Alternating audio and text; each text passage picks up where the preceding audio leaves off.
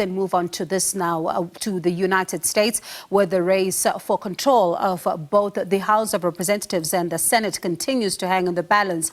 The Democrats continue to hold the line against an expected Republican red wave as midterm elections results continue to trickle in. Republicans currently lead in the race to control the lower house, but the Senate remains tight as a number of key races have yet to be called. A final tally is likely to take days. SABC News correspondent Sherwin Bryce-Pease reports.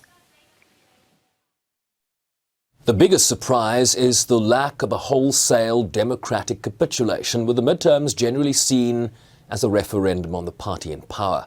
And with the economy and record high inflation the top electoral issue, expectations were that the party in power would be repudiated. But that didn't happen to the extent expected, even though they are still likely to lose control of the House of Representatives. The most definitive win for the GOP came in the state of Florida, with both the Republican incumbent Senator Marco Rubio and Governor Ron DeSantis scored massive victories, with the latter increasingly seen as a viable challenger to the stranglehold former President Donald Trump has on the GOP. Now, this great exodus of Americans, for those folks, Florida, for so many of them, has served as the promised land. We have embraced freedom. We have maintained law and order. We have protected the rights of parents. We have respected our taxpayers, and we reject woke ideology. We will never, ever surrender to the woke mob. Florida is where woke goes to die. Stacey Abrams failed in her quest in Georgia to become the first black female governor in the country. Wes Moore will become the first black governor in the state of Maryland.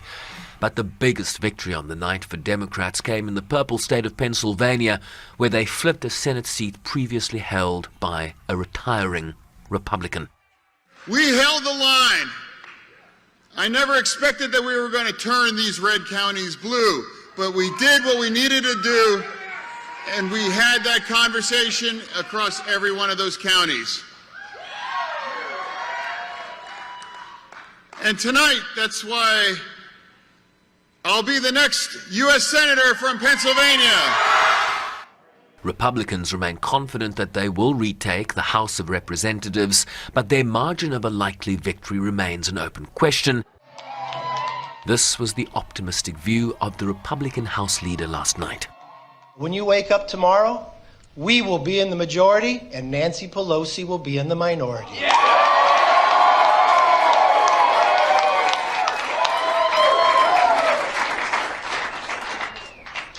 The American people are ready for a majority that will offer a new direction, that will put America back on track. Republicans are ready to deliver. But Democratic Speaker Nancy Pelosi said in a statement that it was clear her House members and candidates were strongly outperforming expectations around the country, as the Senate, with 4 races in Georgia, Nevada, Wisconsin, and Arizona, remain too close to call. And it's those 4 races that will determine which party controls the Senate, that is currently split 50-50, with Vice President Kamala Harris delivering the tie-breaking vote. Currently, Democrats lead in 2 of those races and Republicans in 2.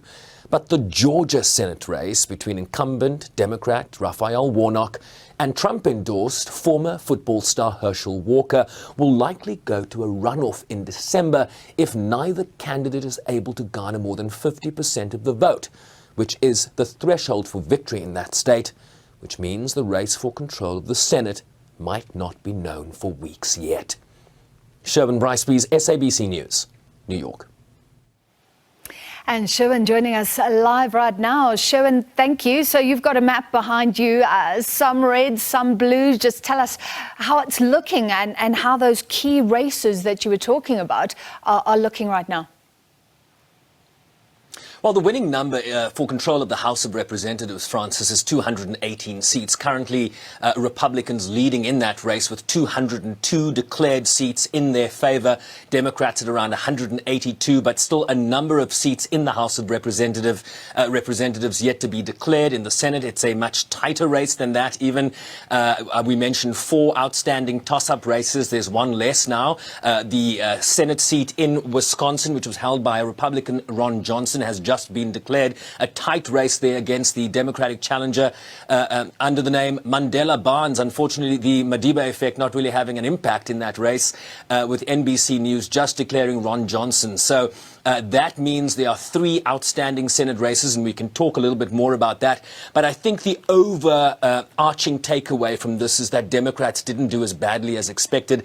Certainly, Francis, within a climate of high economic pain, high inflation, the cost of living going up, crime being a big issue on this in this election cycle. And so what we're seeing is that the Democratic messaging around the takeaway of the federal abortion rights earlier this year, their messaging around democracy being on the ballot, particularly in light of the fact that MAGA Republicans are talking about election integrity in the aftermath of Donald Trump's 2020 loss, of course, which has not been verified or held up by the courts, certainly to scrutiny. Those messages really seeming at the end of the day to break for Democrats in terms of mitigating the types of losses we might have seen. If you look at history, George W. Bush was the presidential incumbent in 2006. They lost 30 House seats in that midterm election. Barack Obama, 2 years after his historic win in 2008, losing 63 seats in terms of the Democratic losses in the midterms. 2 years after that, Donald Trump in 2018, 2 years after his historic victory in 2016, losing 46. So the numbers are still out in terms of what Democrats will lose in this midterm election. But certainly the jury's still out in terms of just how big those losses are going to be for Democrats. And certainly Democrats feeling very, very happy this morning, Francis. Yeah, so the red wave not as huge as expected, not a tidal wave. Sherwin, there's some interesting developments. Ron DeSantis, his win, and this rivalry that seems to be developing between him and Trump. Is that something to watch in heading towards the presidential race for the Republicans?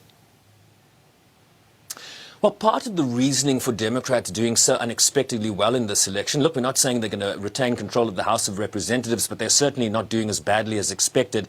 And I think what you're seeing is a repudiation of the questions that the MAGA Republicans under Donald Trump have called into question in terms of election integrity. There have been a number of Trump-endorsed candidates running across various ballots across these 50 states in the United States, and a lot of them have lost. So I think what you're seeing from GOP voters, from those independent voters that in this election broke for the Democrats, is a repudiation of that divisive rhetoric coming from the far right of the GOP. And so you see this overwhelming victory for Ron DeSantis in the state of Florida, really a triumphant victory over his Democratic challenger, Charlie Crist. And you saw Marco Rubio, the senator, the Republican incumbent senator from Florida, also doing well. And I think what that says is sending a message to the national GOP to say, hey, I'm the candidate to back come 2024. And I think in the weeks that follow this election, you're going to see Ron DeSantis really, I think, mount a challenge to Donald Trump, who remains very, very popular within the GOP, Francis. Let's not take that away. So we are probably going to see a direct fight in terms of the nomination race for the GOP. Donald Trump has indicated that he has a big announcement to make, certainly within the next week or so. He says November 15th, and that's probably going to be Donald Trump putting his hat in the ring for the 2024 presidential election in the United States. Very interesting. Thank you. Keep watching those results for us, please. SABC News correspondent in the US, Sherwin Bryce-Pease.